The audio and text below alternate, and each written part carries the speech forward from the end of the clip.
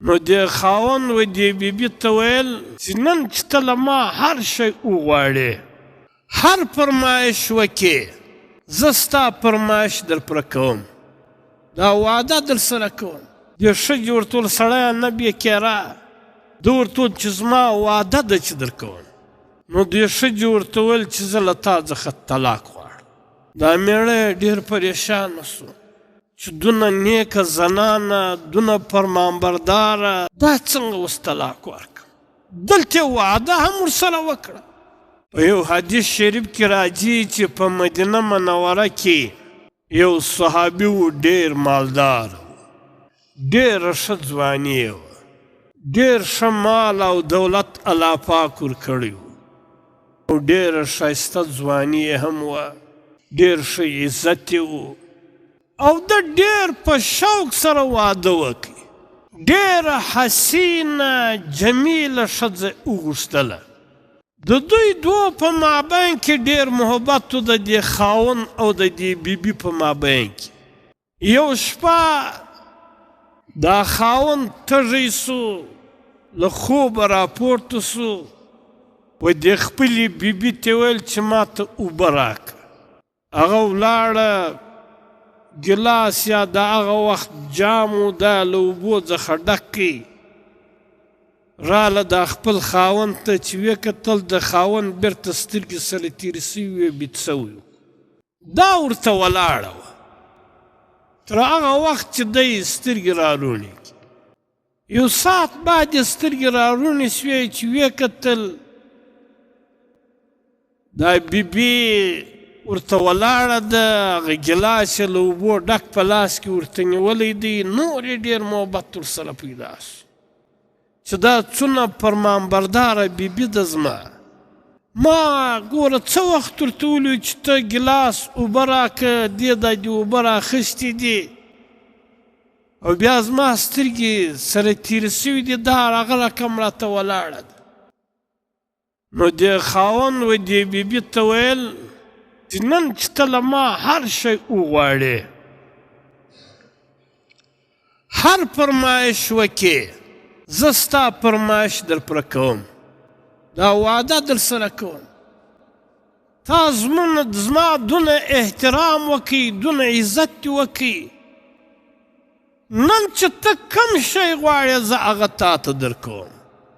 دې ښځې ورته ویل سړیه نه بېکیره، ده ورته ویل چې زما وعده ده چې در کوم.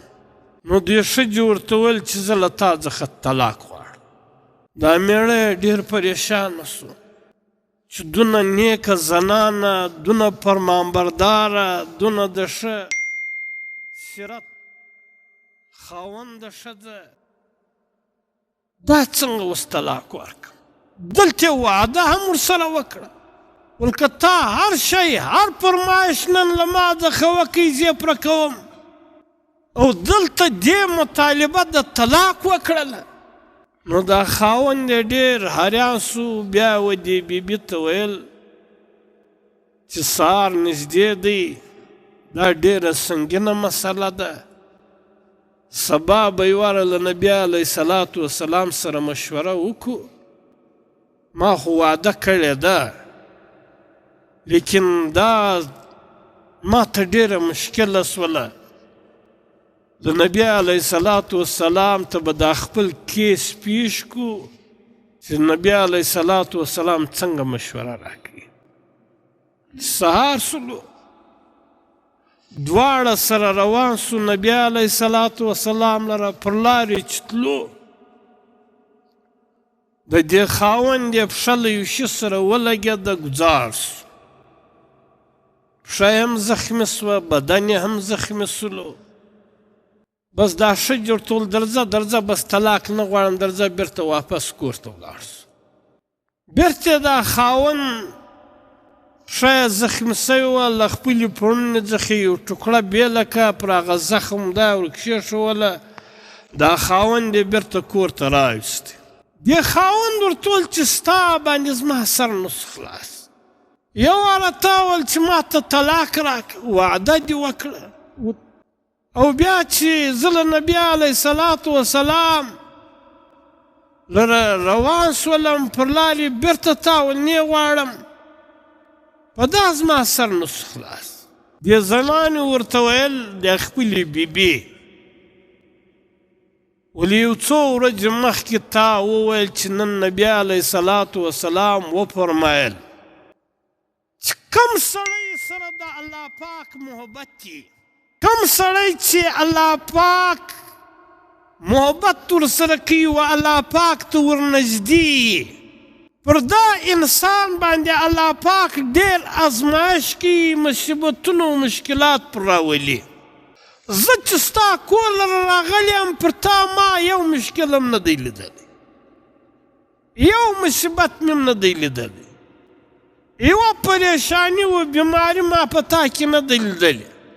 نو زما دا خیال سو چې له دا حدیث مطابق چې نبی علیه صلات وسلام فرمایي له کوم چا سره چې الله پاک محبت کوي پر هغه باندې مصیبت او مشکل راځي، پر تا باندې چې مصیبت و مشکل و بیماري و پریشاني نه راځي، نو زما دا خیال سو چې له تا سره د الله پاک محبت نسته. نو زه دی خاوند څه کوم چې الله پاک محبت نه ورسره لري؟ نو ځکه ما له تا څخه د طلاق مطالبه کوله، او چې کله ما او تا روان سولو او ته ګزار سولې، ښه دې زخمي سوه، بدن دې زخمي سولو، نو بیرته زما دا خیال سو چې دا د پریشاني او مصیبت خو دا دې باندې راغلی، د الله پاک محبت ورسره شته. نو په دنیا کې چې انسان څونه و الله پاک ته ورنږدې کېږي، د الله پاک محبوب ګرځي، الله پاک محبت ورسره کوي، نو الله پاک ازمایش او امتحان هم پکې کوي، مشکلات او مصیبتونه پر وراځي. لیکن که یو انسان پر دې باندې صبر وکړي، الله پاک ډېر لوی اجر ورکوي. الله پاک په یو آیات کې فرمایي ان مع العسر یسرا. علماء کرام د دې په تفسیر کې لیکي دا آیات الله پاک مکرر ګرځولی دی، تکرار یې کړی دی، ان مع العسر یسرا، ان مع العسر یسرا. الله پاک د هرې پریشانۍ په بدله کې و انسان ته دوې خوشحالۍ ورکوي. یو انسان باندې چې پریشانی راشي، تکلیف او مصیبت راشي، الله پاک بیا دغه د صبر باد سړی صبر پر وکړي، الله پاک د یوې په پریشانۍ په بدله کې دوې خوشحالۍ ورنصیب کوي.